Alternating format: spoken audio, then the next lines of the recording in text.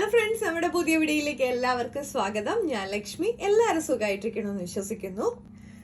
നമ്മുടെ ഇന്നത്തെ വീഡിയോയിൽ നമ്മൾ തലമുടി വളർച്ചയ്ക്കൊക്കെ വേണ്ടിയിട്ട് വെളിച്ചെണ്ണ അല്ലെങ്കിൽ എണ്ണയൊക്കെ കാച്ചി തേച്ചാൽ പോലും ചില സമയത്ത് നമ്മുടെ ഹെയർ ഗ്രോത്തിൻ്റെ അളവ് കുറവായിരിക്കും.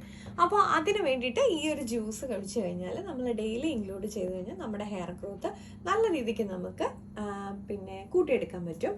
അപ്പോൾ അതെങ്ങനെ തയ്യാറാക്കുന്നത് നോക്കാം. നമ്മുടെ തലമുടിയുടെ വളർച്ചയ്ക്ക് വളരെയധികം യൂസ്ഫുൾ ആണ് നെല്ലിക്ക. അപ്പം ഞാനിവിടെ ഒരു നെല്ലിക്ക പീസ് ചെയ്ത് നമ്മുടെ മിക്സഡ് ജാറിലേക്ക് ഒന്ന് ഇട്ട് കൊടുത്തിട്ടുണ്ട്. ഇതിപ്പോൾ കുറച്ച് ദിവസമായ നെല്ലിക്ക ആയതുകൊണ്ട് കേട്ടോ ചെറിയൊരു കളർ ചേഞ്ച്. ഫ്രഷ് ആണെന്നുണ്ടെങ്കിൽ നമുക്ക് അതെടുക്കാം. ഇതിലേക്ക് ഒരു ലേശം ഉപ്പൊന്ന് ഇട്ട് കൊടുക്കാം. ഒരു ചെറിയ പീസ് ഇഞ്ചി ഇങ്ങോട്ട് ചേർത്ത് കൊടുത്തിട്ടുണ്ട്. കരിവേപ്പിലയുടെ ടേസ്റ്റ് ഇഷ്ടമുള്ളവരാണെന്നുണ്ടെങ്കിൽ നമുക്ക് ഒരു 5-6 കരിവേപ്പിലയുടെ ഇതിനകത്തോട്ട് ചേർത്ത് കൊടുക്കാം. ഇനി നമുക്ക് ഇതിലേക്ക് ആവശ്യത്തിനുള്ള വെള്ളം കൂടി ഒന്ന് ഒഴിച്ചു കൊടുക്കാം.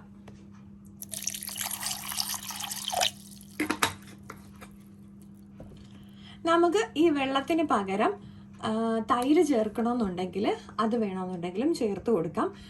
ഇവിടെ ഇപ്പോൾ തണുപ്പ് സമയമായതുകൊണ്ടാണ് ഞാനത് ചേർക്കാത്തത്. ഇനി ഇതൊന്ന് അടിച്ചെടുക്കാം. ഇപ്പം ഞാൻ നമ്മുടെ ജ്യൂസ് നന്നായിട്ടൊന്ന് അടിച്ചെടുത്തിട്ടുണ്ട്. നമുക്കൊന്ന് ഗ്ലാസ്സിലേക്ക് മാറ്റാം.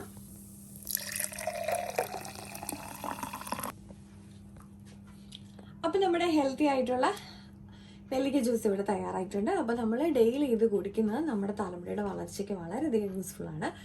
അതുപോലെ തന്നെ നമ്മുടെ സ്കിൻ ഗ്ലോ ചെയ്യാനും ഒക്കെ നല്ലതാണ്. കാരണം HBയുടെ അളവ് കൂട്ടാനൊക്കെ നമുക്ക് നെല്ലിക്ക വളരെയധികം യൂസ്ഫുൾ ആയിട്ടുള്ള ഒരു ഐറ്റമാണ്.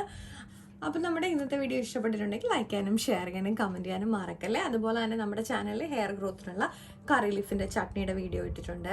അതുപോലെ തന്നെ നമുക്ക് ഹെയർ ഗ്രോത്തിനുള്ള എണ്ണ കാച്ചിയതൊക്കെ ഇട്ടിട്ടുണ്ട്. അപ്പോൾ എല്ലാവരും ഒന്ന് വീഡിയോ കണ്ടു നോക്കണേ. അപ്പോൾ അടുത്ത വീഡിയോയിൽ കാണാൻ വരെ നന്ദി, നമസ്കാരം.